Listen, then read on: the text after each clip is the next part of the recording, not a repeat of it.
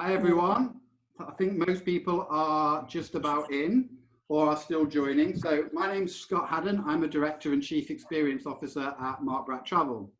So when people ask me what Chief Experience Officer means, it means some things like this, bringing you amazing experiences from around the world, even when the world has to close, sadly, for health reasons. So firstly, I want to thank our South African partners, Southern Africa 360, if they can just give us a wave, for setting up this wonderful opportunity, and for the team at Shamwari, if they can all wave. If you want to type questions, there's a little chat box that varies depending on what device you're on, but it says chat. And I want to make it very clear that the Rangers don't just are happy with questions, they are actively wanting questions. They want to find out what you want to know about this wonderful wildlife. I just want to spend a few minutes to get people to understand the link between tourism and conservation all over the world, and particularly in Africa. Unfortunately, these wonderful animals are under pressure from encroachment of populations and habitat loss and all other things. And it is through education and tourism that reserves are able to be set up and give these animals a fighting chance. So Shamwari is a private reserve. So if the elephant walks far enough, there is a fence. It's just that the fence is the size of Liechtenstein, which I know the fleets are on the call. So Barney and Alfie will know them as being the European football minnows, okay? So we have an area of 200 square kilometers for the Rangers to have been out this morning trying to find the wildlife. So the plan of action is I'm going to shut up in a minute because no one really wants to listen to me when the animals are waiting. We're then going to go over to Theo, who is the general manager at Shamwari, who's just going to give you a little introduction of the park and what they've got on offer. And then it's going to be the main event, and we're going to leave it to the Rangers. We will cut through between the Rangers depending on what they're seeing. And when the Rangers say it's time to return to lodge, then Theo is going to teach us how to pour the perfect gin and tonic. After that, then we will unmute everyone. And if you do have any questions, then you're free to ask me or Southern Africa 360 any travel questions, or of course, any of the Rangers who are still able to stay on, any questions about the wildlife. So I think that is everything from me. So I'm going to pass over to Theo to introduce you about the amazing Shamwari Game Reserve. Good afternoon to everyone.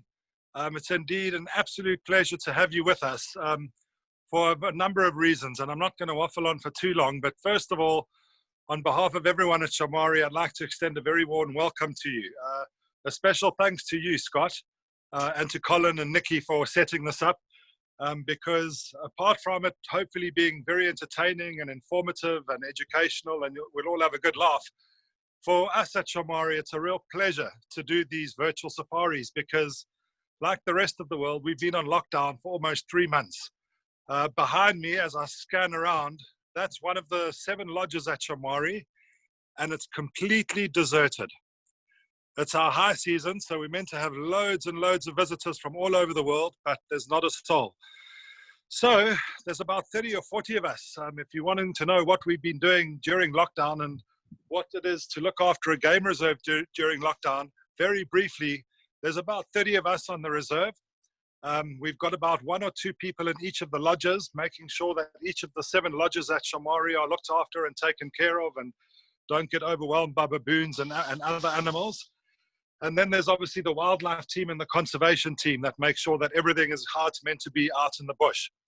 And that's been us. So these moments that we have to bring you Shamwari through a virtual experience, in a way has brought much sanity and therapy to us, because it's almost like we're bringing what we're so passionate about and what we love to the rest of the world. And that really is something very powerful. And as I say, after 3 months of lockdown, you have no idea how much these moments and these experiences mean. And when I hand you over to my colleague, Andrew, who's our head ranger in a minute, I'm sure he'll agree with me. Him and his team have been out in the bush for the last couple of hours trying to find animals in advance so we can bring you all of these experiences within a short period of time.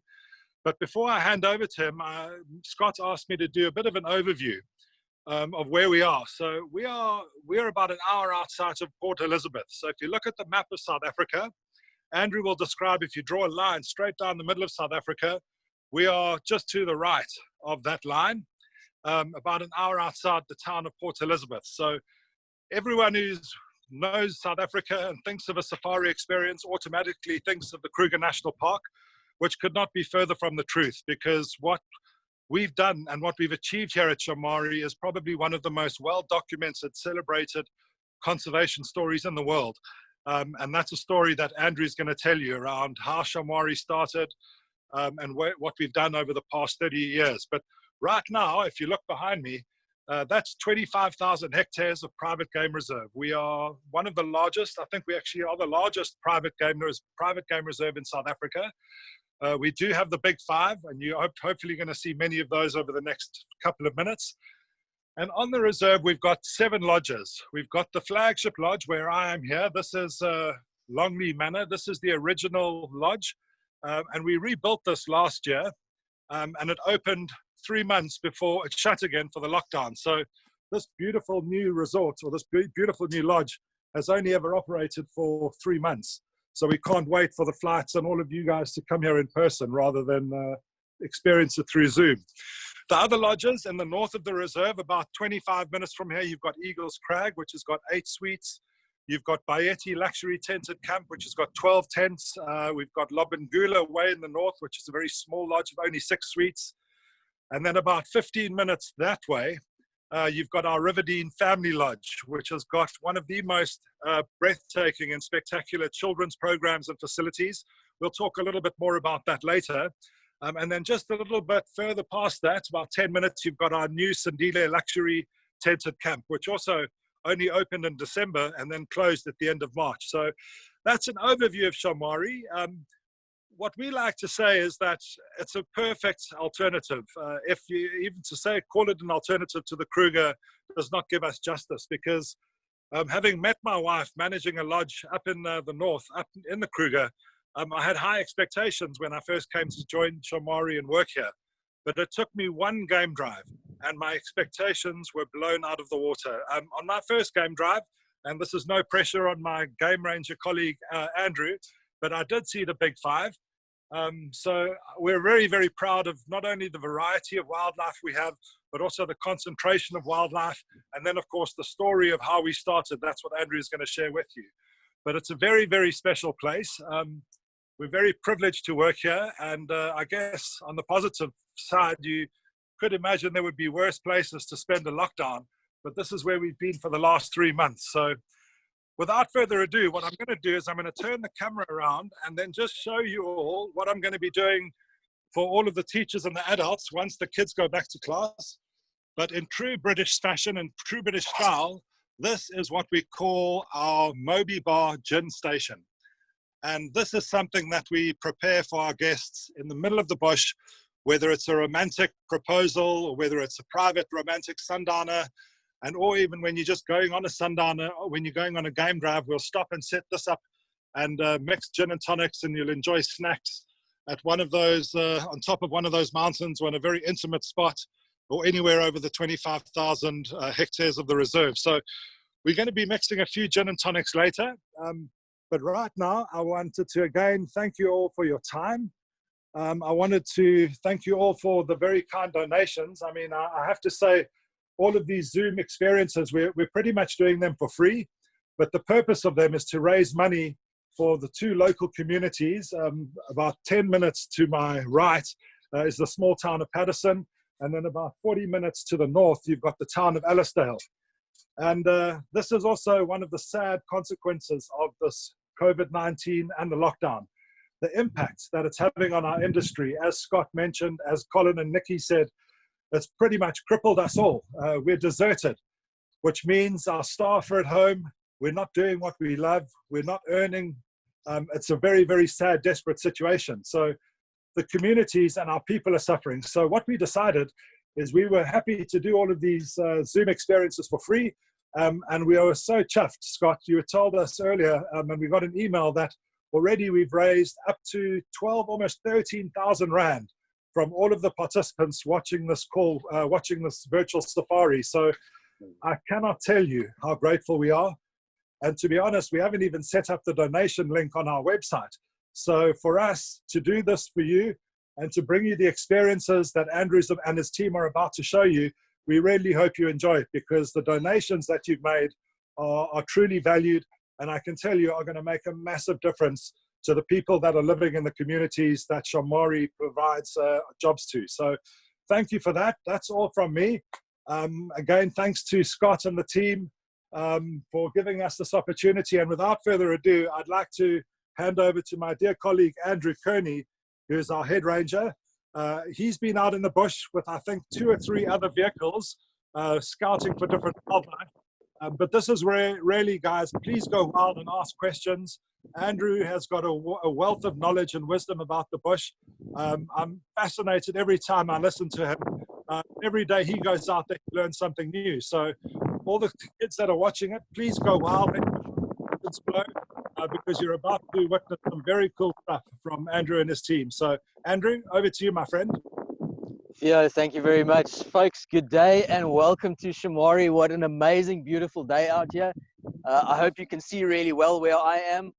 I am in paradise. I have 2 very special girls on the vehicle with me who are going to go on game drive with me, and I'm going to show them a little bit about what's out in the bush. And as for Shamwari itself, where we are, as Theo was saying, we if you draw a line down the middle of South Africa, we're just off to the side on the southern coast of South Africa. As the crow flies, the most southern tip of the reserve is only about 20 kilometers from the sea. So we get a lot of coastal influence in our weather, and in summertime we get a lot of heat. We have the Karoo Desert just a stone's throw away from the northern tip of the reserve. So the diversity in this region of the world it's off the charts. There are about 7 different biomes in South Africa, and a biome is a region that supports its own microclimate, its specific set of species, key species that identify with certain vegetation that's only found in those regions, and it makes for an identifiable zone.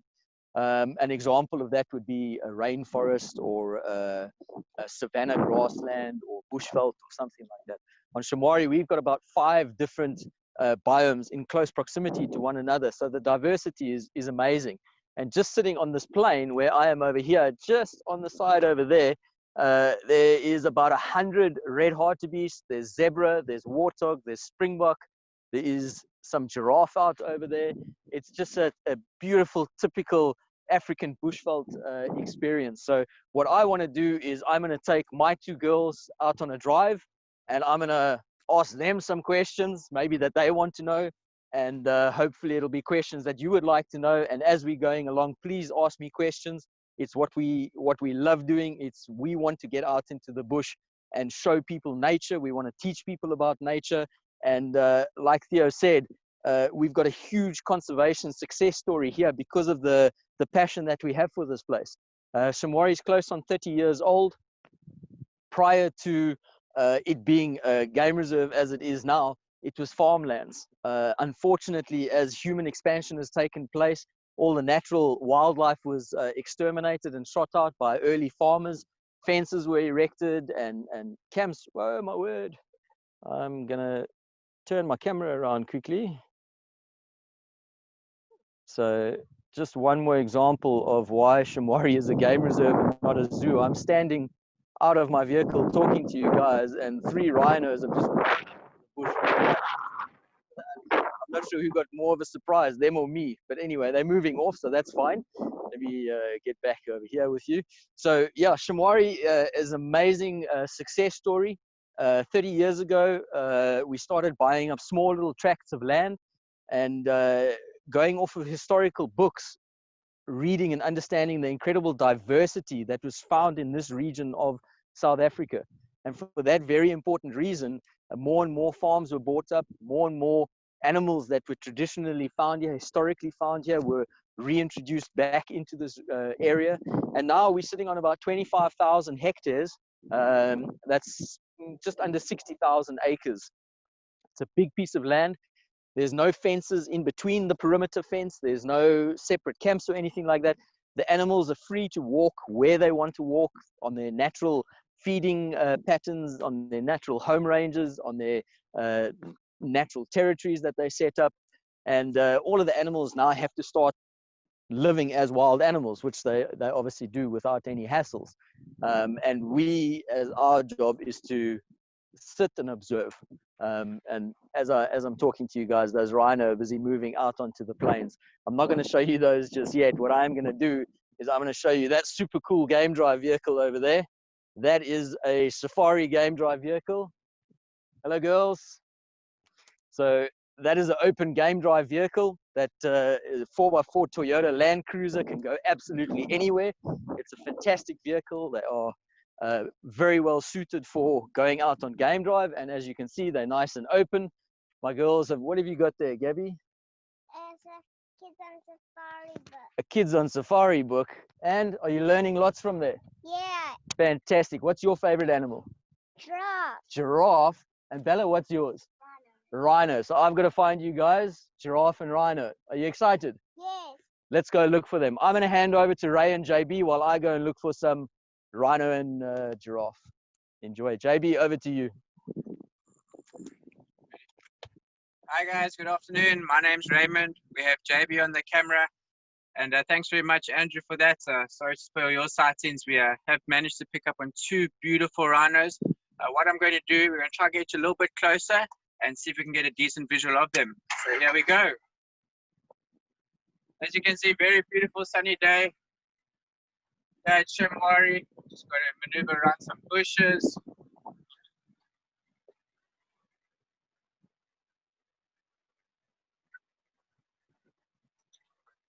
There you go, guys. 2 beautiful white rhino enjoying the sunshine here.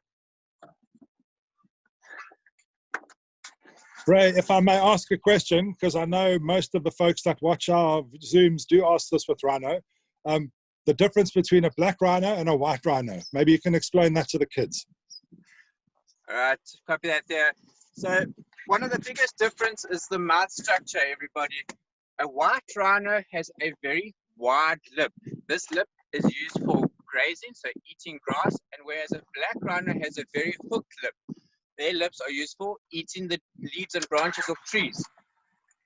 So if we can get a little bit closer to these rhino, you'll actually see the wide lips they do have. One of the things I don't want to do is startle them, so I'm going to just go really, really slowly. I'm not going to get too close, but I'm sure JB will try to zoom into their mouth. And that's actually where the name white rhino came from. It was nothing to do with the actual color of the rhino. Basically, when the Dutch arrived from overseas to South Africa, they pronounced the white rhino as a wit mond rhinoster. Wit in Afrikaans, which is a South African language, meaning wide. So the correct term for a white rhino is a square-lipped rhinoceros, which hopefully you can see quite nicely there how wide the white rhino is. And the correct term for a black rhino is a hooked-lipped rhinoceros. Both rhinos are critically endangered. As you can see how these 2 are standing at the moment, that's what we call their protective stance. They might have heard the engine of the cruiser come a little bit too close to them, but now they're starting to settle down, having a look around. They don't have the best eyesight, so they rely a lot on the hearing. You can see very large ears, can turn independently, and they're trying to source where my voice is coming from. Other facts with your white rhino is they generally live to about 40 years in the wild. As I said earlier, they are grazers. They eat about 30 kilograms of grass a day and weigh about 1.8 tons. So a little bit larger than our hooked-lipped rhinoceros, otherwise known as a black rhino, which weighs at about 1.3 tons. So even though the white rhino weighs 1.8 tons, it can move at about 40 kilometers an hour. That's extremely fast if you think about it.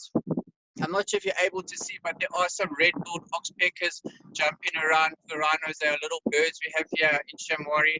They help feed on the parasites and ticks, especially in rhinos' ears and around their buttocks, for example. So as you can see, they're very relaxed now. You can see our rhinos have their horns, very beautiful animals.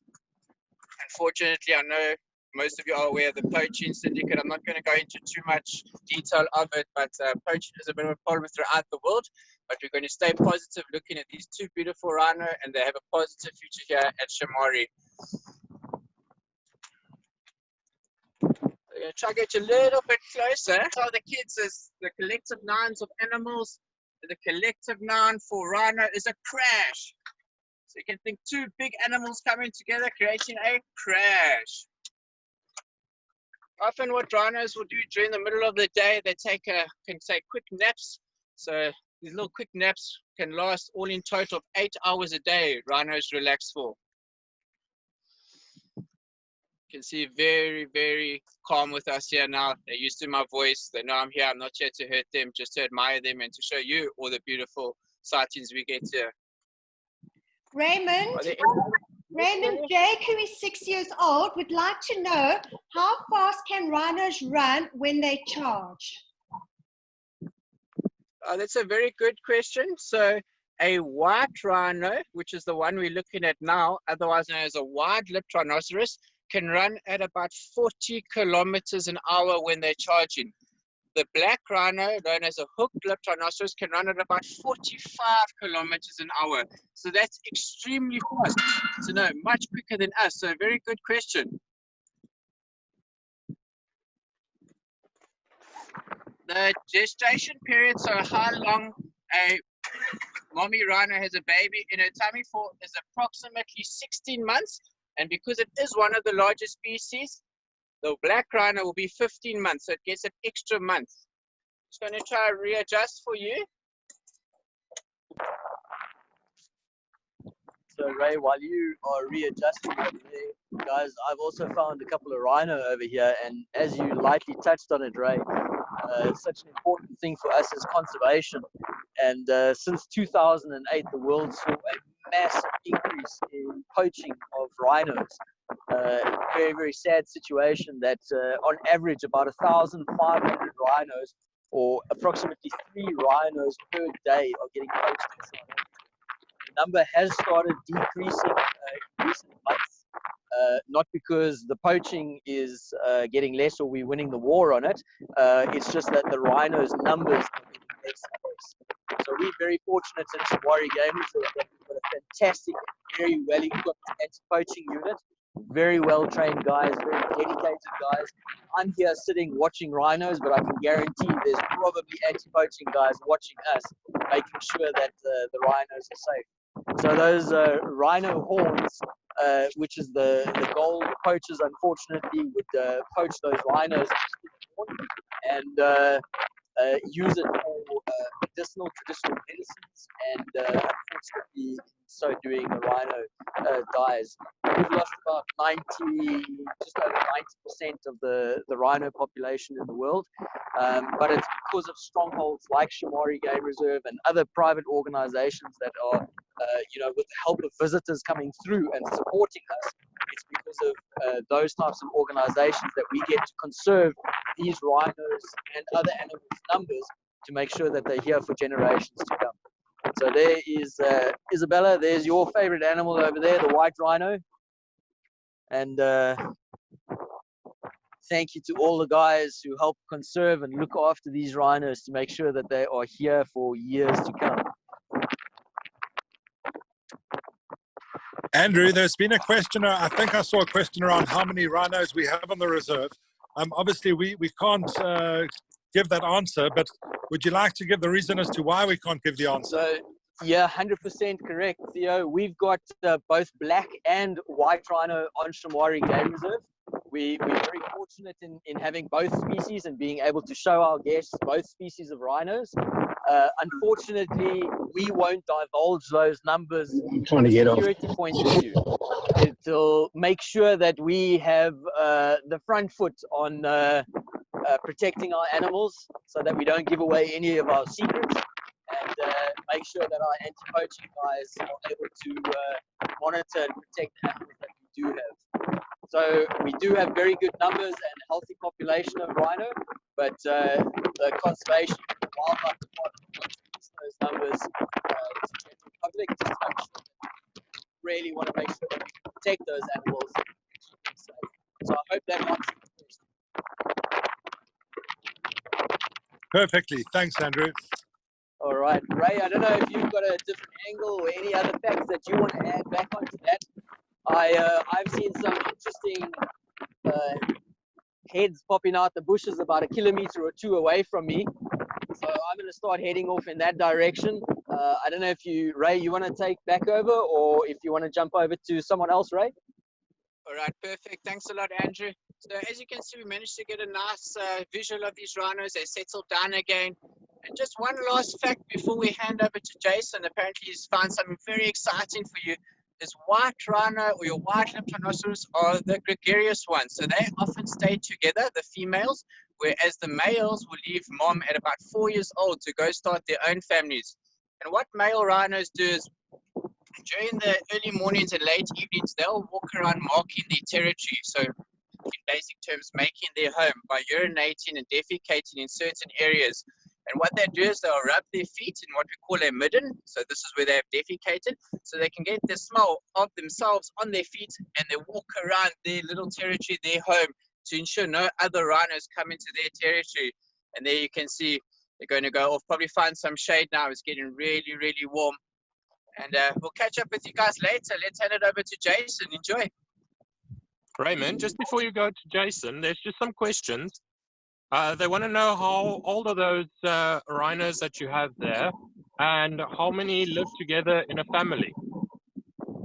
Very good question. Thank you very much. The two females we're looking at the moment are probably around about 15 years old. They are mature females. Just from the pure size of them, you can see they are mature. And the question of how many are in a family, it depends on the reserve and depends on how many rhinos are on your reserve. It is a good question. In some reserves in South Africa, you can have probably 6 to 8 together. In other reserves, only a pair, 2 or 3. It just depends on the size of the family that rhino has managed to produce throughout its lifestyle. Are there any other questions that you'd like to know about rhinos? Shelley, I see there's quite a few written text questions coming through. So maybe if you want to ask them out, and then either Andrew or any of the guys can answer them. Yes, Sean covered the rhinos. So the question we've received is about birds. Do we have any predator birds on the reserve? Kelly, indeed we do. We've got some amazing predator birds. We've got jackal buzzard is probably our most common raptor that we find, a bird of prey. Yesterday afternoon, in fact, I saw Jean sitting with a spotted eagle owl, one of our nocturnal predators. Occasionally we see a much bigger raptor flying through, a martial eagle. A martial eagle is a phenomenally big raptor. So much so, in fact, that they're capable of attacking young impala lambs. So it's a young antelope species. They'll often take those out, or monkeys, even big lizards like legavons. There are smaller raptors like pale chanting goshawks that predominantly go for small birds and rodents. We've got dedicated mice hunters like a black-shouldered kite that only feeds on mice during the daytime. And then we have such a phenomenally interesting bird called a secretary bird. It's a terrestrial eagle. It looks such a comical sight walking through the bush with these long legs. And that's because their prey is predominantly small grasshoppers, rodents, occasionally snakes. You might know them for being really good and successful at killing snakes. But that's the secretary bird. So yes, we do have raptors. I am heading off in this direction over here. If I do see one along the way sitting on a tree, I know it's quite difficult to film with a cell phone, but I'll hand over to you. Thanks, Andrew. Can we go over to Jason? Jason, are you ready for us? Yes, thanks, Theo. Hi, everybody, and welcome to Shamwari. Even though it's virtually, we really do appreciate having you on, getting a bit of interaction from a guest perspective. It really does give us a little bit more purpose in this time while there's no guests around. It's great. And just to give you a little bit of insight as to what my morning has been like, we went out quite early this morning in search of lions in particular. And it was a bit unfruitful at first, and we just stopped to listen around, and about 20 past 8 or so, we heard some audio from lions. And we followed that a bit, but because it's winter time now, the air is a bit more dense and sound is traveling further. So I did misjudge a little bit as to how far they were, but we kept on looking, and by about 10:15, we actually did come across some of them. So I'm just going to ask Simone if she can go over towards these lions. There's quite a few just lying down in the shady bits now. We are at midday right now, so it is quite hot. they are going to try and relax as much as possible. But this is a typical pride dynamic we've got right now. Unfortunately, from the male's perspective, there are two males around here. One male and a female are off to the side mating. So we've decided just not to get closer to them. In this time, they are a bit protective of, well, the male is a bit more protective of the female. So we're going to talk a little bit about these two females we've got here with the cubs, and then we'll go over to the male a bit later. But this is a typical pride dynamic, and what you find there is you'll have one male, two males, sometimes three males, which form a coalition. They've got their territory, and find that they the males won't be with the females all the time. Maybe up to about 40% of the time they'll be with the females. All the rest of the time they're off marking territories, etc. So they're very proactive at that. So the whole thing where documentaries especially love to tell us that male lions do nothing and females do everything, it's just very good television at the end of the day. You know, male lions, while they're off marking territories, they still do need to eat, so they still do hunt for themselves. It's just when it comes to a pride dynamic, females are better at hunting. Firstly, they camouflage a little bit better than the males do. The males have got the big manes that stick out like a sore thumb. And then secondly, the females got very well developed back legs, so they run a bit faster than males do. Females can actually clock up to 80 kilometers an hour. You'll also find that your males have got very well developed front legs, and that is just for fighting purposes. And when it comes to the females actually managing to successfully hunt, a lot of times they will allow the males to eat first, and very often they do outnumber the males. So if they really didn't want the males to eat, they wouldn't. But the males at the end of the day protect their territories. If they protect their territories, the females that live within the territories are safe themselves.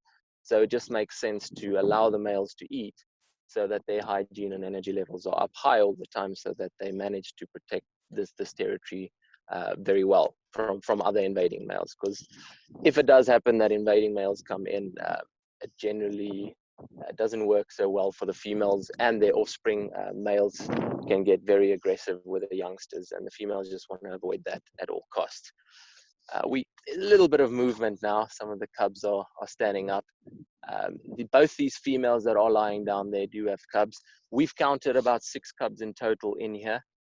Just hard to see some of them in the taller grass, but very, very cute. Now they'll drink milk from their moms up to about 6 months. A bit earlier than that, they'll start with solids and milk. Normally from about 2 months, they'll start going over to a bit of solids, etc. as well. But they could potentially be with their moms for up to about 2 years before, if it's males, the males would be pushed out by the more dominant males, and then they have to go live in solitude for a while until they become dominant themselves one day. But the females will then just be part of the existing pride, sometimes branch off, but not too often. And by about 2 years old, those cubs have been raised well enough to successfully hunt for themselves as well. Jason, Yes, Shelley. I'd like to know, how far away can a lion's roar be heard? Oh, that's a great question. Yeah. So as a human, we can hear a lion's vocalization, a lion's roar on a quiet night from up to 8 kilometers away. So that's just over 5 miles, which is impressive. And that also fluctuates between winter time and summertime. I mean, with the air being more dense in winter, definitely hear them from further away.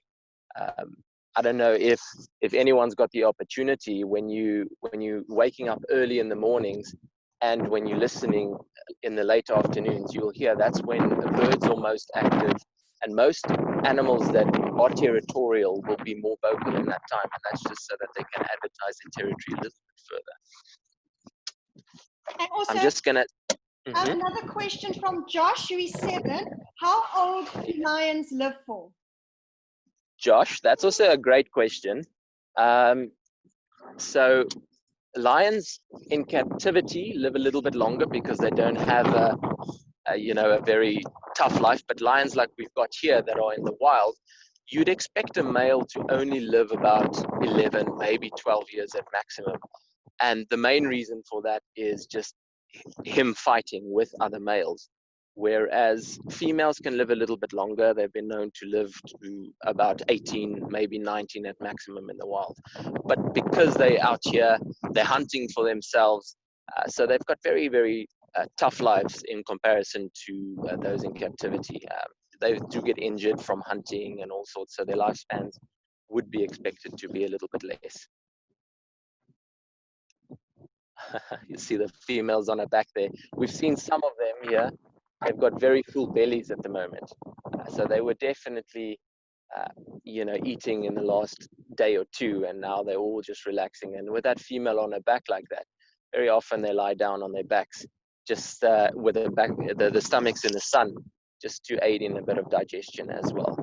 I don't know if anybody noticed while she was turning there, her teats on her belly are also, it's very, very brown in color, and that is just because they do have babies that are drinking at the moment, which stain around the teat a little bit on the hairs and stuff, but you won't see that if a female doesn't have cubs. Jason, typically how many cubs does a lioness typically have? On average, you'll find that a lion gets between 2 and 4 cubs at a time. Sometimes a bit more, but just on average between 2 and 4.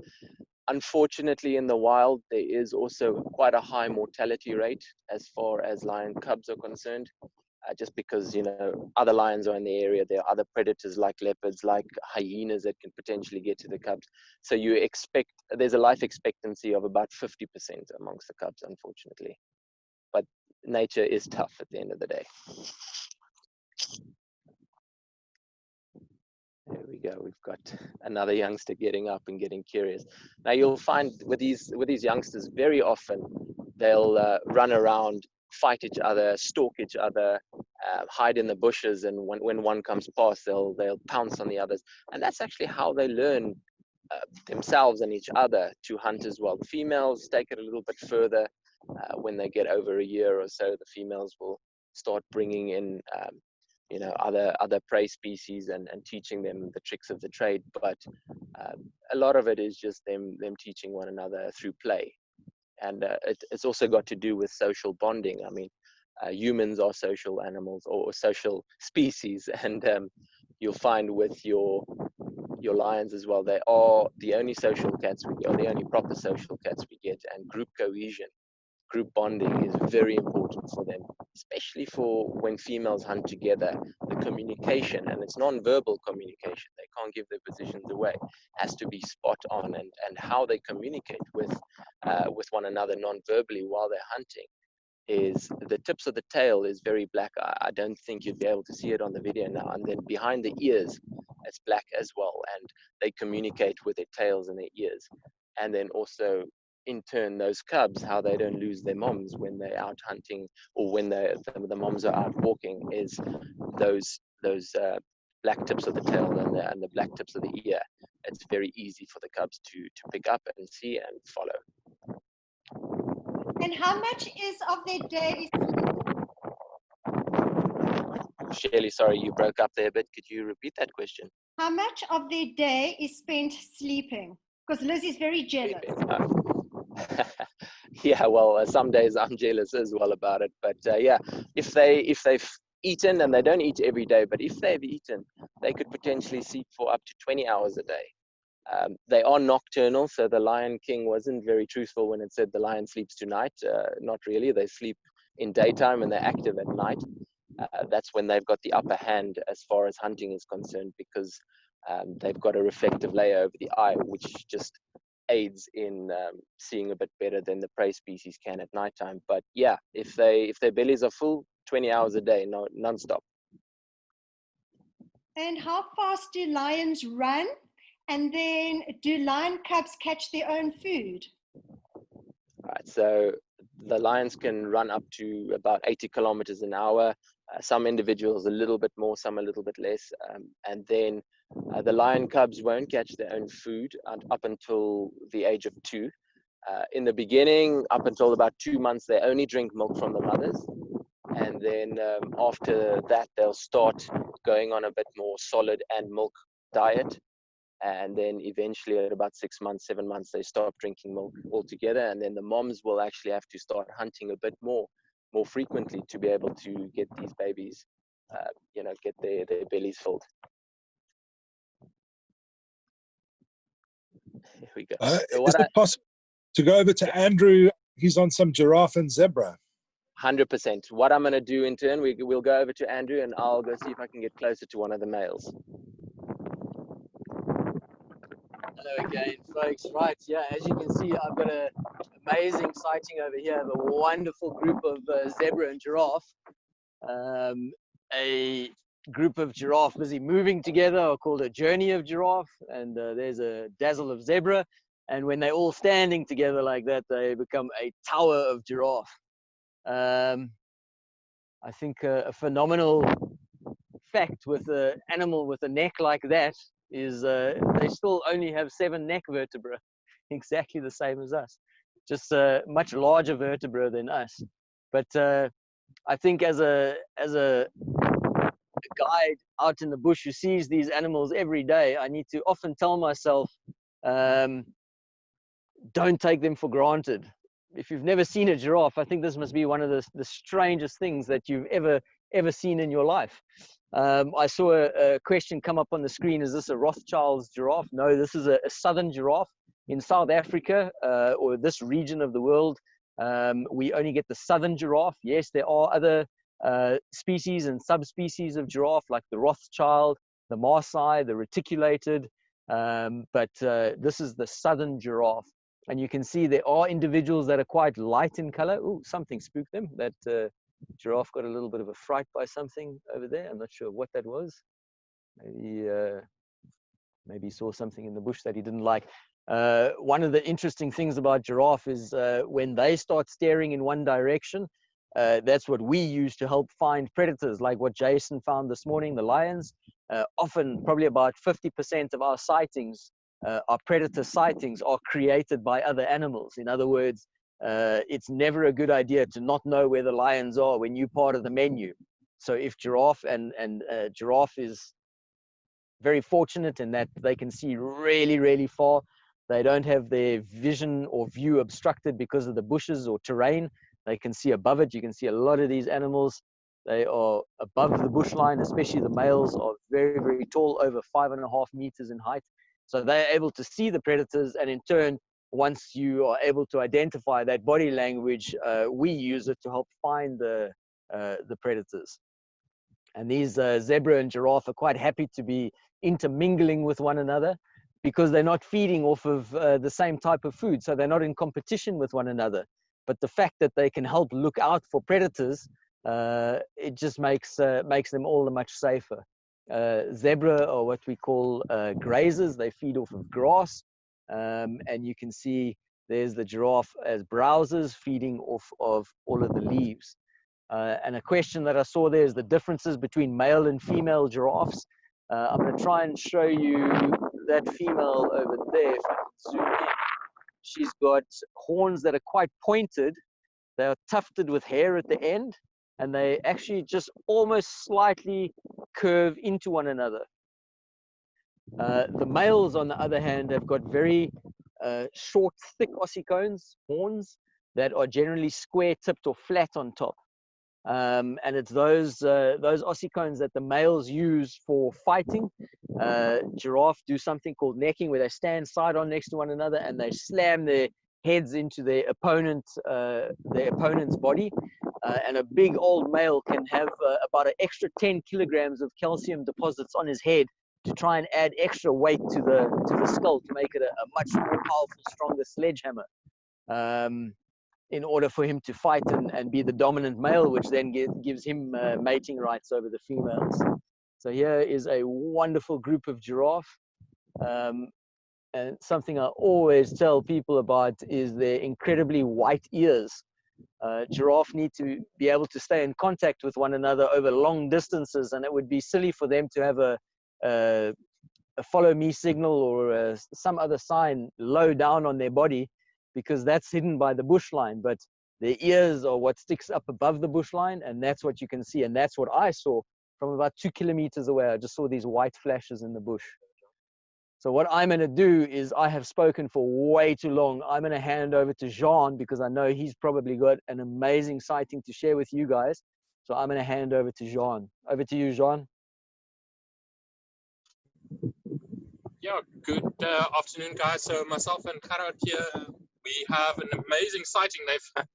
They've gone into the bushes a little bit, so we're just trying to relocate on them quickly.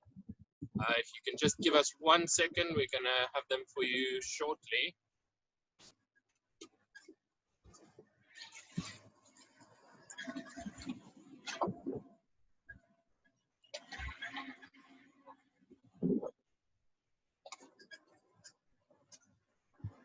Oh, let's just quickly add them. All right, I'm going to have to just try and relocate them quickly. Armand, have you got a sighting there for us, please? Yes, indeed I do. Hello, folks. Thanks, then. Hi, it's Ranger Armand and Jan here. Hello, folks. Good afternoon. Folks, we've managed to find you this beautiful herd of buffalo. Just part of the buffalo group. They are on the move a little bit, but we're going to try our best just to stay with them as far as we can. They do look quite relaxed, but let me try and see if I can you guys should be able to see them quite clearly now. I'll try and see if we can change the angle up a bit, try and see if we can get a better view, better look at them. But yeah, basically not the whole group, a part of them here, very much relaxed. Obviously, as Jason said earlier, it is winter at the moment. Typical winter's day here, beautiful blue sky, sunny, a little bit of a cool breeze. So you tend to find that most of your herbivores, when this cool breeze tends to pick up a bit, they tend to become inactive, trying to conserve energy. But yeah, it looks like these guys are getting up. They've had a bit of a drink, and yeah, just busy grazing and enjoying themselves. Ari, a question about how fast the buffalo can stampede. Oh, buffaloes have been known to move in groups ranging from 20 up to 2,000. The average speed of a buffalo running is between 40 and 50 kilometers an hour. And as a group, obviously, they are a formidable force. But they've been known to stampede or travel long distances. Just an example. I have family that used to stay in Botswana, and my father told me on his way to work one morning, he got roadblocked by buffalo crossing the road at around 9 o'clock. 1 o'clock, they were still crossing. And this was a good couple of hours later. So it just shows you the scale of their numbers. This is also what makes them so successful, is their social, their social nature. I hope that answers the question. And how much do buffaloes weigh approximately, Armand? The average weight of a buffalo depends if it's male or female, but it's anything between 500 and 800 kilograms. The females will be slightly lighter, but on average, roughly about between 500 and 800 kilograms. Sorry, folks, the wind is picking up a little bit. I have got my headset in. Can you guys hear me clearly? Yeah, the audio is good, Ari. Audio is good. Okay, good stuff. Let me just try and zoom out a bit because these animals have come closer now.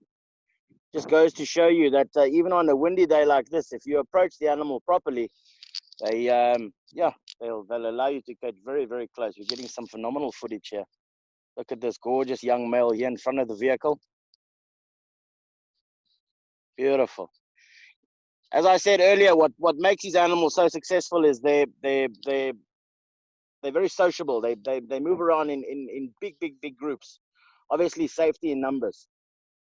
Not by any means the biggest of the big five, but most definitely the most dangerous. When you approach any one of the big five, these animals give what's known as displacement behavior. So basically, it's body language that we as rangers use to kind of estimate how close we can get and what the animal's temperament is like. Whereas something like a buffalo, for instance, they're quite well known for not giving you those signs. As you can see, these animals will just... Sorry, say again? So there's a question. What is the most likely predator to bring down a buffalo? Most likely predator for buffalo is going to be your lions. Obviously, wild dogs are quite famous for being able to, as a group, take down buffalo as well. So obviously a rare sighting, but your most common predator that will feed off buffalo will only be lions. Remember I mentioned earlier, success in numbers, which is one of the reasons why lions are so successful, is because of their pride dynamic, their numbers. You know, more animals, more lions there on the pride, the bigger the prey items they are that they can take down. And what do buffaloes, another question, what do buffaloes use their horns for? Well, as with most horned mammals, it's used for defense. Obviously, you can tell between males and females. You know, your females have a much smaller, underdeveloped boss with horns that are much narrower than the males, and then the males have a very, very, very heavy or thick boss in the middle of the head with horns going out quite wide. You tend to find that with animals that move around on open grass plain areas, you tend to find that males and females both have horns.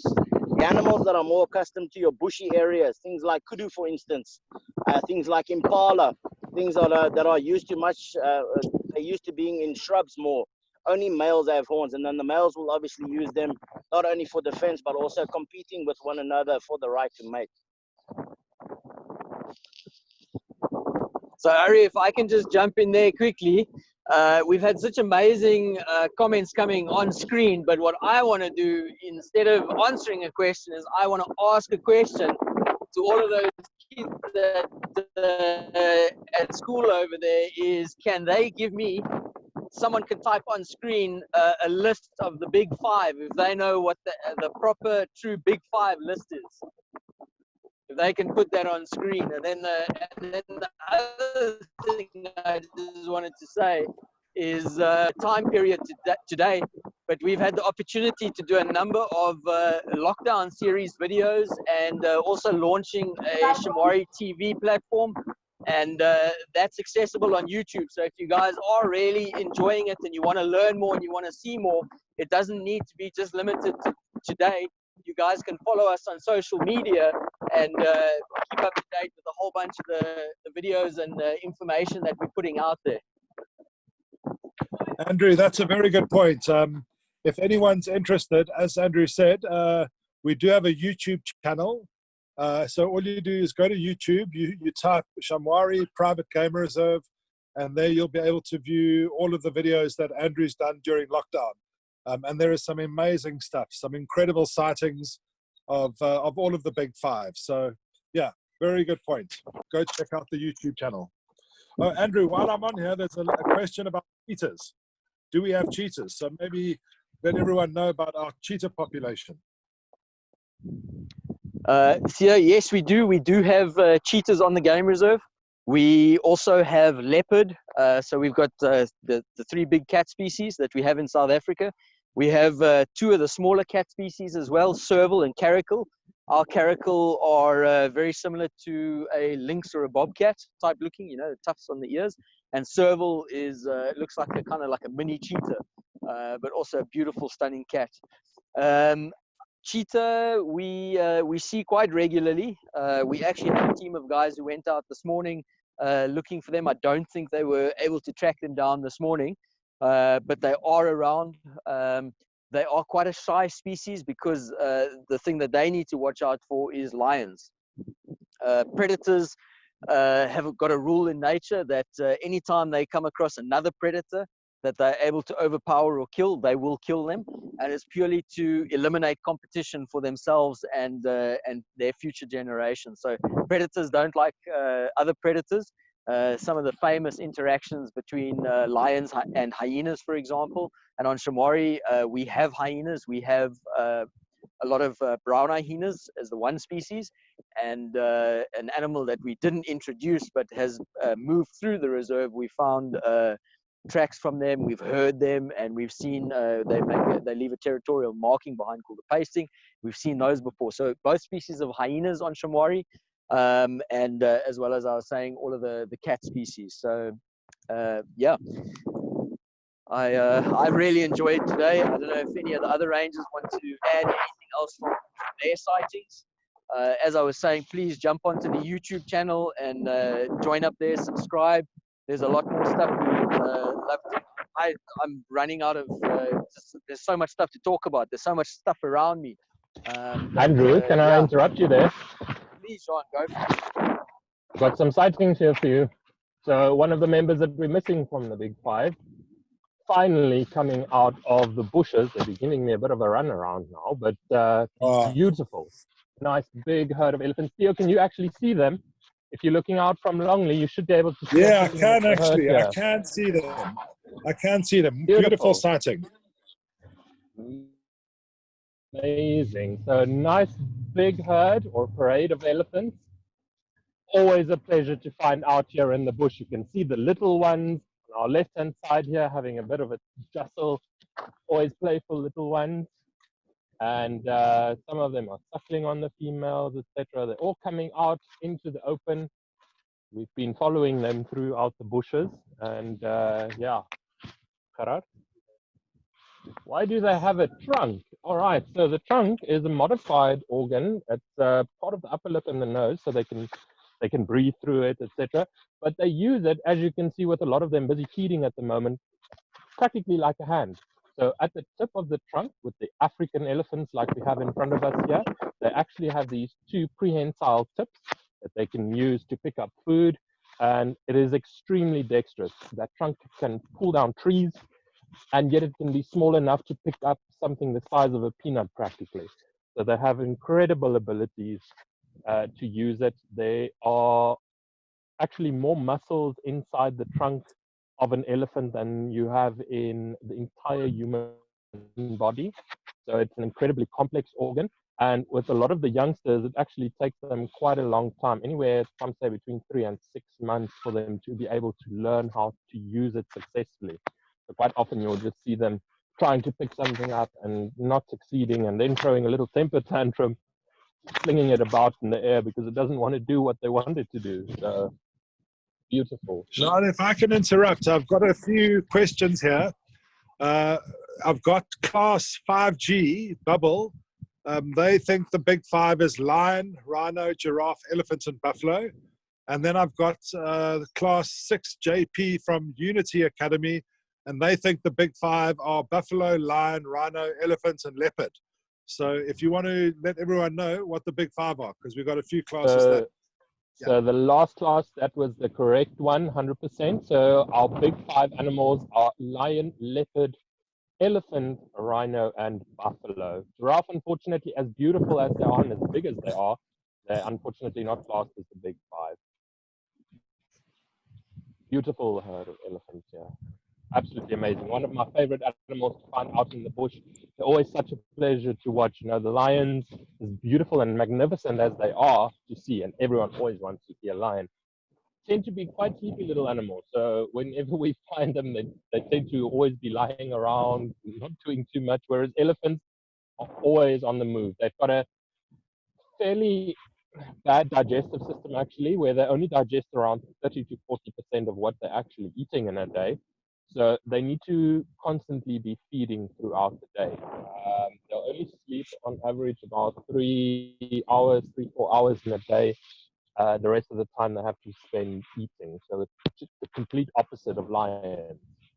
So yeah, as you'll see, they're busy feeding. Some of them are eating little forbs and shrubs at the moment. The grass has started dying off at the moment because of the colder temperatures. So they're not grazing as much as they would do in summertime. They're actually switching to herbs and forbs and eating a lot more bushes. So they're browsing a lot more. And a lot of what they're eating as well, I don't know if you can see, there's lots of these prickly bushes out here. They're called sweet thorns. And it used to be called acacias, meaning thorns. And as you can see, they have these massive thorns on them, which doesn't even bother these elephants. They just stick it all inside the thorns and all, adds a little bit of roughage. And yeah. Jean, can I interrupt with a question from class 5G Bubble? Are African elephants also broken down into different species? So the African elephant is the species, and then there's sometimes is referred to as two different subspecies, the savanna elephant and the forest elephant, which you can find in Central Africa. But practically all of them that we have in South Africa and that we can see on the reserve here are savanna elephants.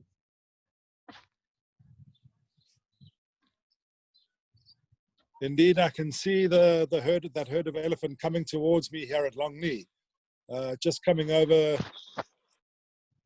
that second rise. Beautiful. Indeed. And then there's two rhinos crossing behind us, just making sure that they're staying out of the way of the elephant, because elephants, as amazing as they are, they can sometimes be a bit of a big bully, so they like to demand their space around them, and they tend to shunt all the other animals away from them. That being said, though, you can see how close we are to these elephants, and they're perfectly fine with us. As long as we make sure that we give them their space, then we generally don't have any issues with them. So another question, two questions, Jean. In the back. One question is, would a lion or a leopard bring down an elephant? And then the other question that came up was those very, very small baby elephants. How old would those guys be? So the smallest elephant in this that we've seen is probably about 4 months at the moment. Just position a little bit again, get the wind out of the mic a little bit. So the smallest one in the herd is about 4 months, but they take a very, very long time to grow up and become as big as mom and dad. So there's a big male that's just come into the herd now. He's currently in musk, so he's looking to find some females in here to mate with. He's shoving his weight around a little bit. Big boys like that male is probably in and around 40, 45 years of age. It's a very long-lived animal, and they can potentially go anywhere up to about 65 years of age. Cool. I've got another very, very good question. I think this one was probably, I'm going to put to Andrew and you, Jean. But how difficult is it to become a game ranger? And what do you have to do to become a game ranger? Yeah, I'll answer that one, Jean, if you're fine with that. Go for it. So, yeah, good question. Turn my camera around. So, a guide's career is based off of a qualification. We'd call an entry-level qualification. In other words, that's the bare minimum required by law to get in and be a guide and start taking people out into the bush. That entry qualification, generally, you would need to study anywhere from 4 to 6 months, sometimes up to a year. There'll be a then practical and theoretical component to that. You need to write exams, and that'll give you a good foundation to get into the bush and start a career as a guide. But once you have gotten into a reserve where you guide, depending on where the place is, there's further qualifications. Those qualifications, very much like a pilot's logbook, require you to log hours and days and months. Some of the qualifications you need years before you can attempt to write that exam. Once you write that exam and you pass it, there's the pass mark is generally for most of the exams the 75%. Once you attain that 75% mark, you then need to do a practical assessment. In other words, an assessor goes out into the bush with you and makes sure that the theoretical knowledge that you have is able to be applied practically. And there are a myriad of qualifications. Once a guide has a good foundation knowledge and legal entry-level qualifications, guides can start specializing in different things, whether it be wildflowers or birds. There's qualifications on astronomy, the stars. Guides can start specializing in walking on foot. Yes, we do guided walks. It's a phenomenal experience that we're able to offer at Shamwari Game Reserve, where we take people out on foot by qualified trails guides, what we call walking guides or trails guides. And but those qualifications all take years and months to add on and add on. So it's definitely a career that you're constantly building on and striving to achieve the next level, the next area that you can specialize in. And I think I've been in this industry for just over 20 years now. There's still qualifications that I'm working on and achieving and attaining, as are my team. It's one of the things that I try and push as much as possible is the knowledge on the guys that they're constantly trying to achieve the next level to make the qualifications higher and higher.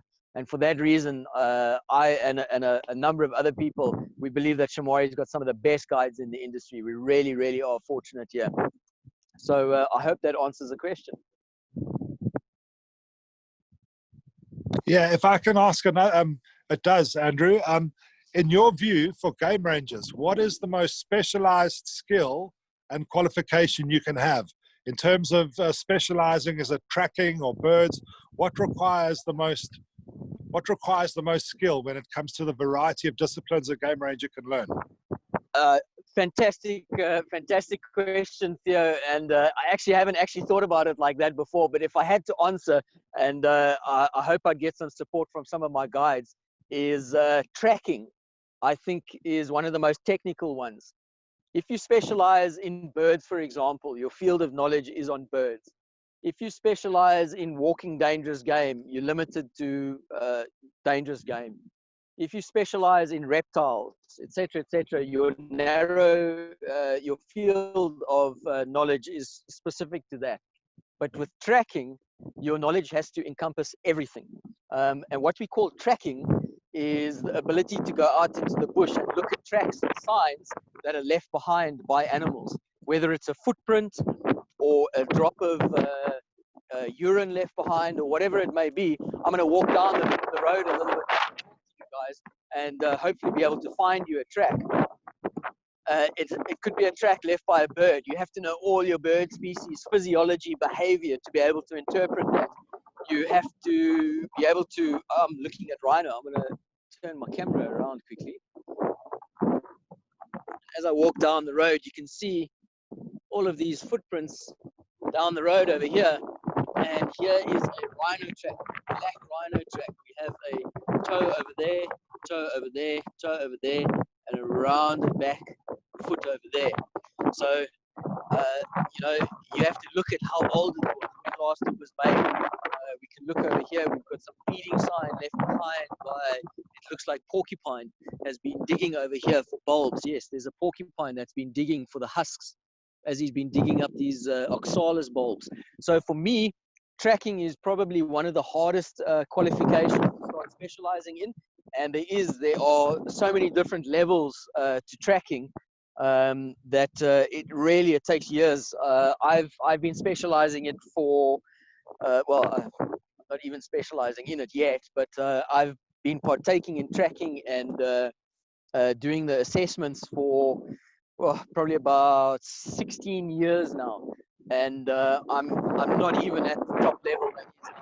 It's a phenomenally specialized qualification, an area that you need to have such a well-rounded understanding of nature and the bush in order to interpret those different tracks and signs left behind by animals. So that's a short one of my what is a good all-rounded specialization. That's an amazing answer, Andrew. Thanks very much. Another question, it's more around careers, is that how many female rangers do we have, and is it common for female rangers to get involved with what you do? Yeah, 100%. I have six female rangers in our department. And the numbers change and go up and down as the department changes, as guides move through their careers. Guiding is a very demanding job in terms of hours, being away from family. We work for 3 weeks at a time. So there is a lifespan to guides. We're very fortunate at Shamwari that we have a very, very long lifespan for guides, and for that reason they stick around for a long time. I think the industry has changed in recent years, and more females are getting into it. I personally enjoy employing female rangers because I get to have a very relaxed peace of mind, because female rangers tend to not want to get into that little bit of a slightly dangerous situation, if I can put it like that. Whereas guy rangers, myself included, you tend to, I don't want to say get blasé with the bush, but you might take an extra risk here or there. But when you're in a situation where you have a whole department of guides that you're managing, our number one thing that we want to do is ensure that the guests are safe and the animals are safe. And I know that all of my female rangers, that's the top priority on their agenda. Andrew, then another very interesting question. Have any of the rangers ever had a close call with any of the big five where they've needed to escape quickly? That's from Emma Livingston. Emma, you're not going to believe me on this, but Jan, who's been a month this morning, we had a close encounter. Jan had about an extra 2-meter close encounter with lions on foot this morning. It's quite a high pressure situation to do these virtual game drives because we don't have 2 or 3 hours to go look for game. We have to provide the sightings quite quickly. So in the mornings before the drives, we go out and we try and follow up on tracks. And this morning, Jan, Armand, and myself went out into the bush and we found lion tracks, the whole pride of lions, and we were following them, and signs were left behind, and it was amazing. And then the tracks just disappeared. And we operated within the area. We kind of narrowed down the area where they were in, and a lot of this these tracks and signs. And anyway, Jan and myself were off of the vehicle, and Jan was following up a set of tracks, and he walked along a game trail. The game trail is a pathway that animals use regularly, and he just wanted to see one more track over there, just one more look over there. And we didn't think or realize, but the lions were lying right there. And as he walked up to the bush started growling at him really loudly. And needless to say, we both made a hasty retreat from that situation. It happens almost on a daily basis,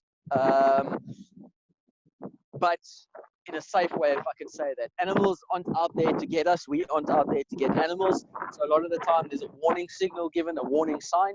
And if you respect those animals, listen to it, back away, whatever, you're going to come out just fine. So yeah, we have.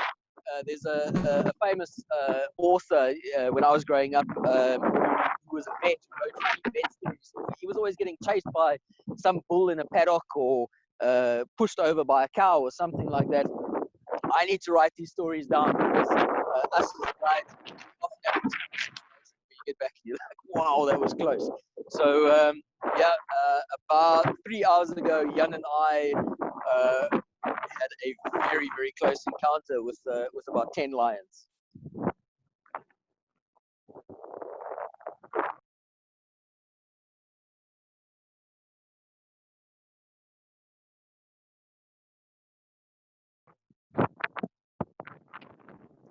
Theo, did that answer the question? Absolutely. Thank you so much, Andrew. Cool one. Fantastic. The tracking, the rangers, everything. Thank you, sir. Great stuff. Well, Theo, I know you've still got a very important segment that you want to do. You need to let us know. We're quite happy. We've got time out in the bush, but if you want to carry on, just let us know how we placed, and we'll follow you. Perfect. Well, let me ask Scott. Scott, from your side, what do you want to do next, sir? I think Theo. I think that if everyone's still okay, and I know numbers are dropping off if people are on lunchtime, but I think if there's still a bit more wildlife to see, let's carry on. If everyone's okay, your end for time, then Perfect. There's a giraffe behind Theo. you. Theo, sorry to interrupt. I don't know. I've relocated. These elephants are moving quite swiftly. I don't know if you can see them.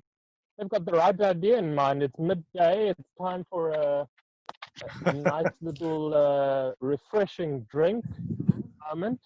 So if you just give me 2 seconds, and we're going to try and see if we can get these elephants. Here we go. Here we go. To arrive with the babies. Amazing. Can you all see them? Perfectly. Yes. Perfect.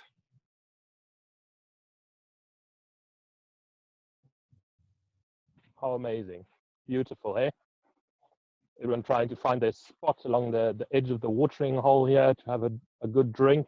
Probably been waiting all day to come and do this.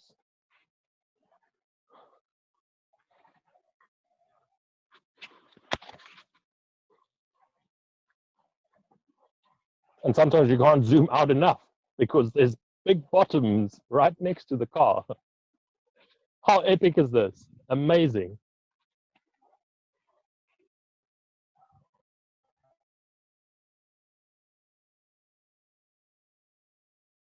Beautiful.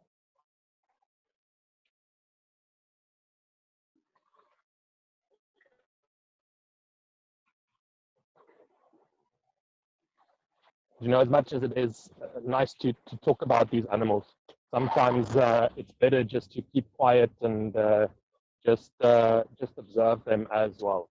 They are such beautiful animals.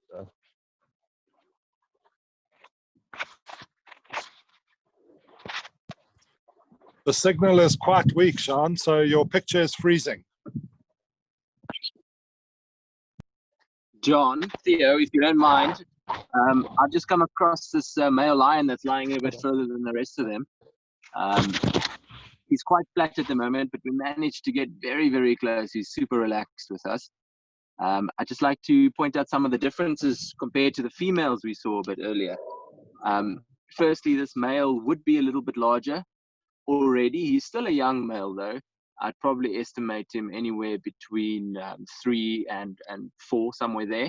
But his mane is starting to come in now, and that is probably your most, your most obvious difference between your males and your females is the mane bit of things. And then you'll find some males just genetic line that's passed down. Some males have got very, very dark manes. Some parts of Africa, they've got more of a orangey type mane, a very light mane. So it all just depends on the genes. There's some males in the dark manes as well. Why the mane is there is to protect the males when they're fighting one another, just to protect the arteries in the neck, etc., from those hard blows when they're fighting each other. Because those paws that they've got, they are easily the size of a dinner plate there, and they they can definitely do some serious damage to one another. And like cats, their claws are always inside of their paws, so they stay very, very sharp. So the males fighting one another definitely need those manes to protect themselves. Also, you'll find with the males, if a male's got a larger mane than another one, the other male will be less likely to want to try and fight this male because he just looks bigger with that mane, just out of pure intimidation. And you'll also find, these males, this is an exception now because these 2 males have decided to form a coalition so they can actually take over a territory from a younger age. But you'll find that the younger males that, are not fortunate enough to form these coalitions, they'll be quite nomadic for a long period of time, make their own kills, hunt by themselves.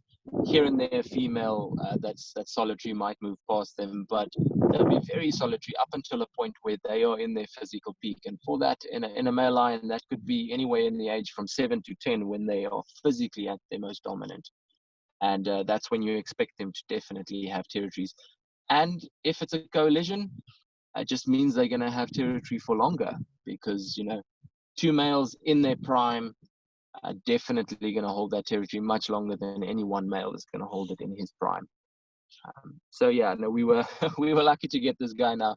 Everyone is in the shade right now. It's not that hot for us today, but it is hot if you're in direct sunlight the whole time. Today, winter, and it's already hit 23 degrees Celsius. So it's not bad. It's not a bad winter's day at all. Do you want to go to Raymond? He's on an incredible sighting of giraffe. Raymond, can we go to you? Yeah, perfect. Ray, let's go over. Hi guys, good afternoon once again. As you can see, myself and JB, we've just left the rhinos and we've come into the most beautiful sighting here. We have a dazzle of zebra and a journey of giraffe at the moment. Andrew did touch base with you with the giraffe, so I'm going to start telling you a little bit about zebras. As you can see, there's a huge herd of zebra here. We do call it a true harem, meaning a true herd, which basically means the males never ever leave the females. So how their social hierarchy works is that you'll have one dominant male with many subdominant males underneath him, and they will fight for breeding rights throughout the year. And what often happens, what we see in the bush is when they're fighting, a zebra can be extremely aggressive and kick another male's jaw right off, and they can also bite their tails off, which is really, really, really aggressive animal. Many people think they're tame, they can be touched. You must never, ever touch a wild animal. And you can see the reflection today of their stripes is really, really beautiful. So there are lots of reasons for zebra stripes, everyone. I'll just touch on a few. Firstly, of course, is identification. As you know, humans all have different fingerprints, same as our zebra. Every stripe is different. So what happens is the mom, when she's pregnant and she's going to give birth, she'll give birth away from the herd. And this will give time for the baby to imprint its mother's stripe so it will know who its mom is. If JB turns the camera to the left, sorry guys, you'll see some giraffe necking, and Andrew was saying earlier. Very, very awesome to see. So now they're trying to fight each other for dominance in the area. Let's have a look and maybe you can see some necking being done.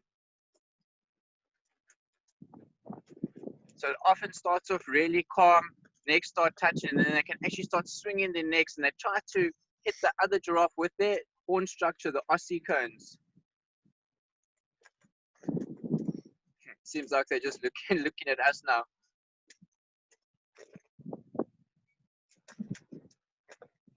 There you go.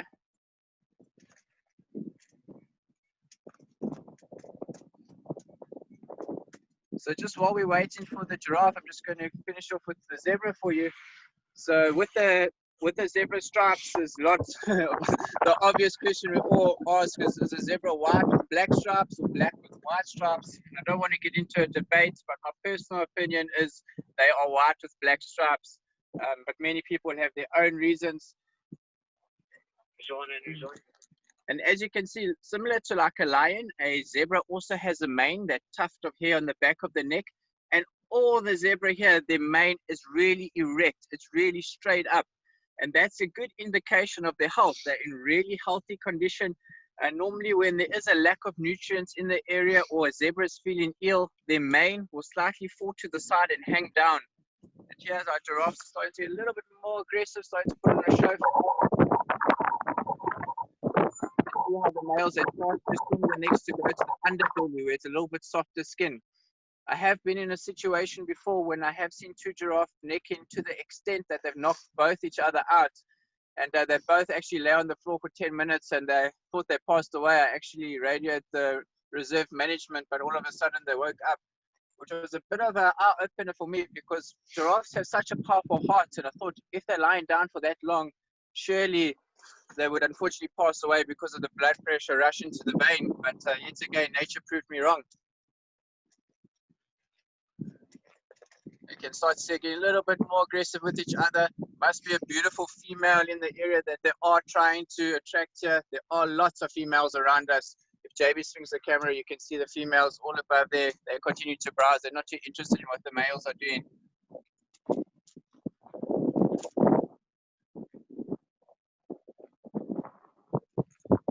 Yeah, sorry, Ray, if you can hear me. Sorry, Jan, if we can just jump over to Jean. Let's see if Jean has got signal. He's got a fantastic sighting that I'd love you guys to be able to see. Let's hope he's got decent signal. Can you guys hear me at the moment? Unfortunately, my signal is really bad. I found a black rhino. Let's see if I get around this bush. Give me 1 second.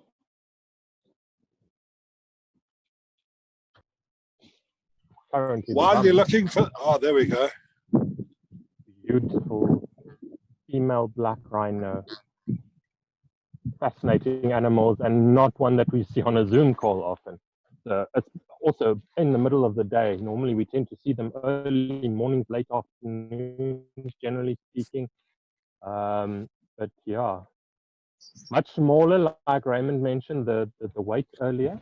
So a much smaller individual, and trotting away at the moment. They tend to live in much denser bush. So actually being able to find one out in the open here like this was phenomenal. I hope you guys all managed to see her there for a moment. There she is again.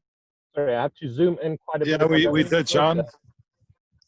I'm going to lose so much signal that we won't be able to get her at all if I go any further forward, down into this drainage line. Andrew, a question about night drives. Would you be able to answer a question about what you would expect and experience on a night drive?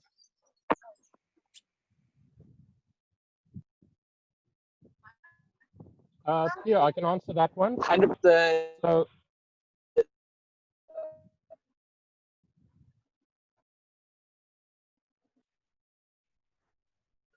Jean, are you going to take it, or do you want me to take it? I think Jean's lost signal, Andrew, so if you wouldn't mind taking that one, that'll be All great. Right. 100%. Yeah, we do night drives here, Theo. It's something that we offer as if a guest is interested in it. Our afternoon drives generally leave in summertime anyway at about 4:30, 5 o'clock in the afternoons, and we come back once the sun is set. So we come back with a game drive spotlight, just looking for any of the early nocturnal animals that have come out. But then we also do later on night drives where we'll go out late at night. And if we're lucky, we'll see some of the really strange and cool nocturnal animals like aardvark, which is an ant bear. Essentially, they feed off of termites. And, other things like aardwolf, hyenas, lions are very active at nighttime. So we might get to see some interesting behavior from them. So yes, night drive, something that we do offer indeed. Perfect. Thanks for that, Andrew. Cool. I was just trying to reposition myself. There was a little troop of monkeys that have just run into the bush. Unfortunately, I didn't get to show them to you, but that's another thing we do get is we have two different species of primates on the reserve. We have the chukma baboon, a big baboon species, and then we've got a smaller vervet monkey, which is what you would typically think of as a small little monkey, and they live in these little family troops, typical naughty little guys. This antelope species running in front of me is impala. It's another species of antelope that we have. This is a breeding herd of females, maybe 15, 20 females here, and then only one individual breeding male that's in the group. Beautiful little group of female impalas. Question about hippo. Yes, we do have hippo. I am a little bit far from the river now, but what I'm going to do is, as I'm talking to you guys, I'm going to drive down into a drift crossing, which is a crossing in the river line. And if I see any signs that are left by the hippos, I'll show you guys. Apparently, Andrew, Aramanta's got some hippo. Fantastic. Armand, over to you. You show the hippos. That's great. Copy. Thanks, Andrew. Thanks, Theo. Yeah, we were sitting at the buffalo and we heard these animals vocalizing down here in the river. Myself and Jan came onto one of the riverbanks here overlooking the river itself, and we managed to find a pot of around 20 hippos. Just, when we found them, obviously they were all sunbathing, which is one of the best times to see hippos in the wintertime when they actually leave the water. Because of the water temperature being a little bit lower than usual, so then they'll be out on the riverbank sunning themselves. But obviously, with me moving around here on the riverbank, some of them have gone back down into the river, and I'm hoping they'll give us that beautiful vocalization that they do. It's absolutely gorgeous.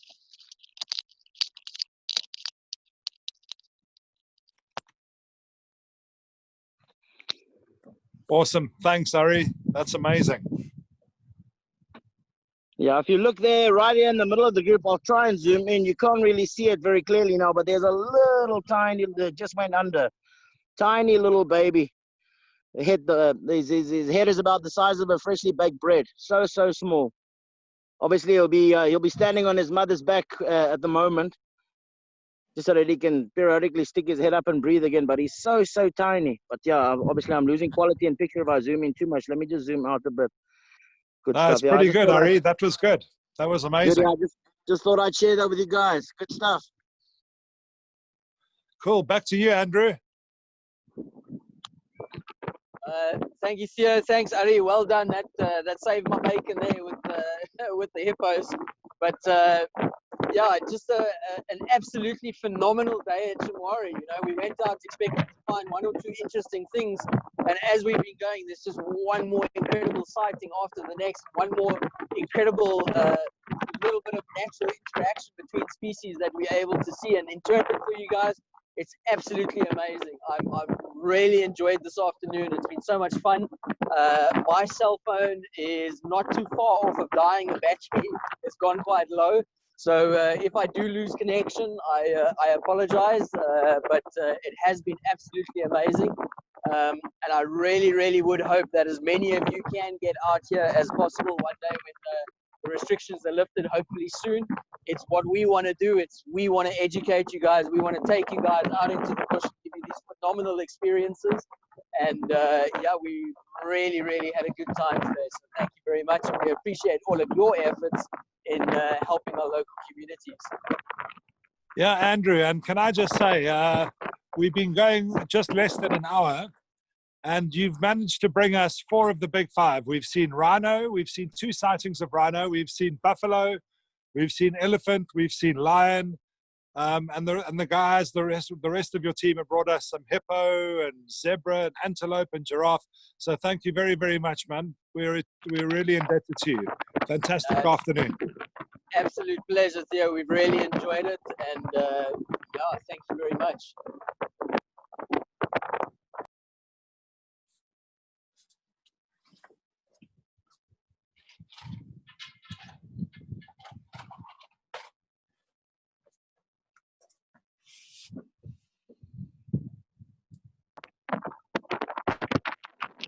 So Theo, I think from a wildlife side, I'm going to sign off.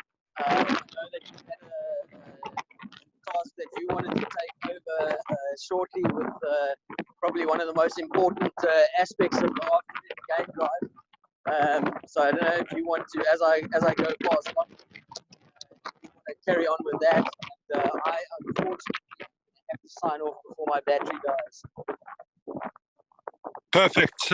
Thanks, Andrew. Yeah, we're going to do a bit of a gin tasting now, but I think Scott's first going to invite all of the kids to go back to class, and then he'll tell me when he's ready. But yeah, thanks, Andrew. Thanks to you and the team, man. Amazing one. Amazing. Cool, guys. Thank you very much. Good luck with everything. Yeah, thanks, guys. Kiddos, enjoy school, and we look forward to seeing you out here soon. Thanks, everyone. Goodbye.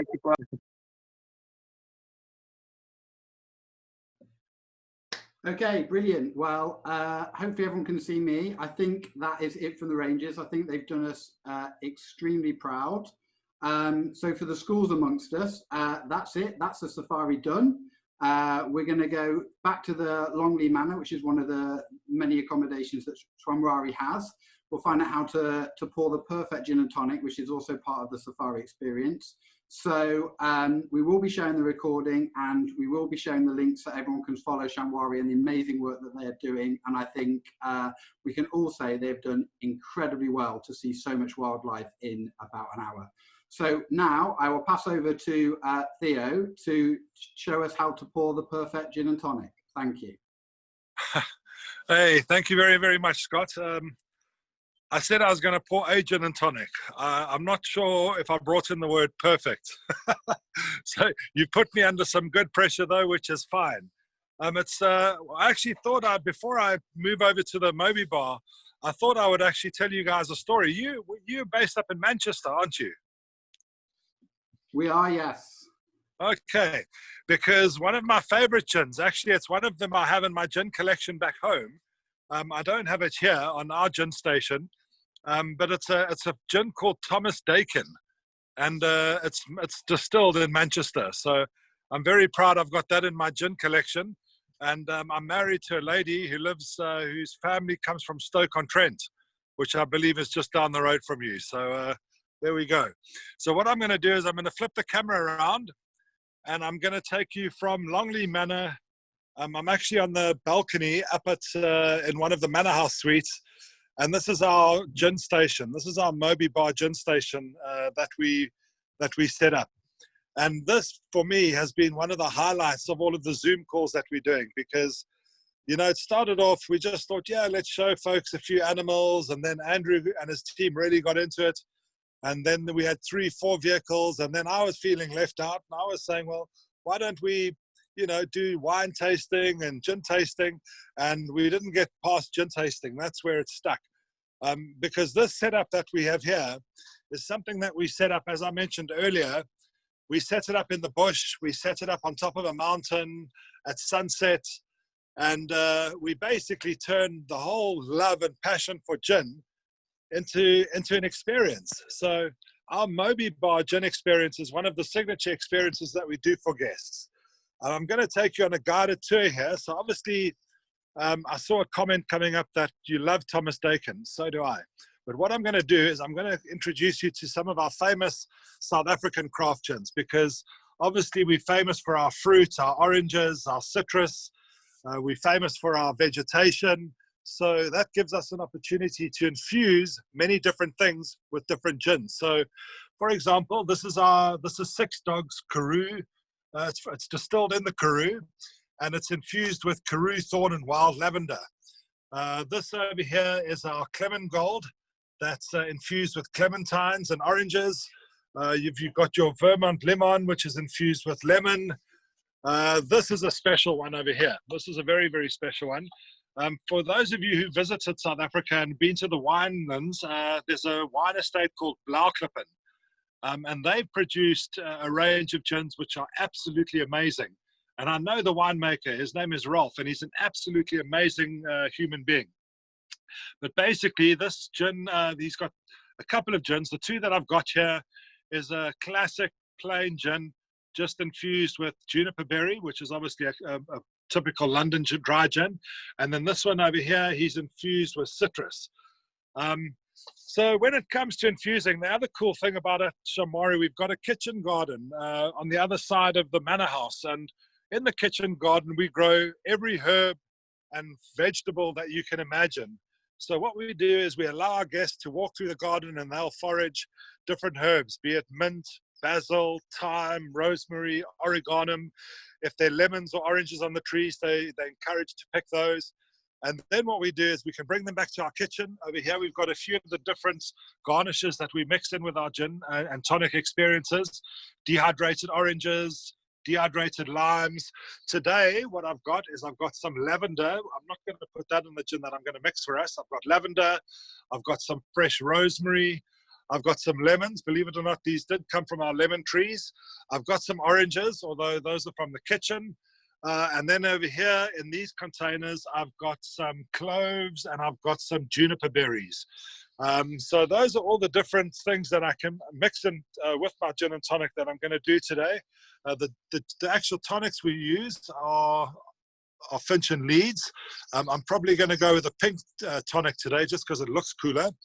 But without further ado, I'm going to try and mix this thing with either A, dropping my phone, or B, breaking a bottle, because I'm going to hold my phone in one hand and then I'm going to try and pour it with the other. So here we go. So first of all, I like a lot of ice, so I'm going to fill that up with ice. I've then decided I'm going to go with something quite classic and just go, whoopsie daisy, I dropped that. I'm putting some lemon in there to keep it quite classic. But then what I'm going to do is I'm going to infuse it with some rosemary. So I'm going to put in some rosemary. That's going to go in. I'd love to throw in a few juniper berries. Excuse me. A few juniper berries, just because it adds quite a nice flavor. And then I'm not going to overdo it. The gin that I'm going to use today is going to be this one. It's a Musgrave gin. And the lady that makes this gin, her name is Simone Musgrave. And she is one of the most incredible human beings. She lives in Cape Town, in the village of Hout Bay. And she was one of the first people in South Africa to start manufacturing craft gin. So she uses a whole variety of African botanicals with different flavors that she infuses. But this is her, I think she calls this one basically the African botanical. So it's infused with nothing more than that. So let me do this properly. I'm going to pour a rule number 1 on Safari. There's no such thing as a single. So I'm pouring myself a double. All right. So in the gin, you can see I actually made sure I put all the flavors in before. So the ice, the lemon, the juniper berries, and the rosemary. So it's all mixing around, and then when you pour in the gin, I'm just going to use the stalk of the rosemary just to infuse all the flavors. And then I'm going to go in with the pink tonic.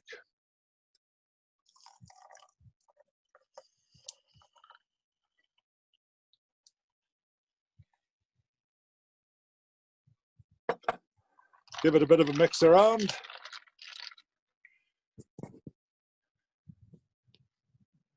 And sure, there we go. Guys, in the background, you won't see it, but probably around 2.5 kilometers in the background over the gin and tonic that I'm holding is that herd of elephant. So here I am, I'm standing on the balcony of the new Longney Manor. I've just mixed the gin and tonic for 100 strangers that I've never met in my life, but I feel like I've been on holiday with you guys. I've got the most spectacular backdrop in the background. I'm standing at the most beautiful lodge on the African continent, and there's not another soul other than me. And I'm drinking a gin and tonic. I don't think life can get much better than that, apart from sharing it with a few guests. So I'd like to raise a glass to Scott, to all of you guys, to Colin and Nikki for giving us this opportunity. We really hope you've enjoyed the day. I hope you've taken the opportunity to mix a gin and tonic while I was mixing this one. But right now, my throat is dry, my mouth is even drier. I need to wet my lips. So without further ado, cheers to you all. And we look forward to welcoming you to Shamwari, if not later in 2020, then in 2021.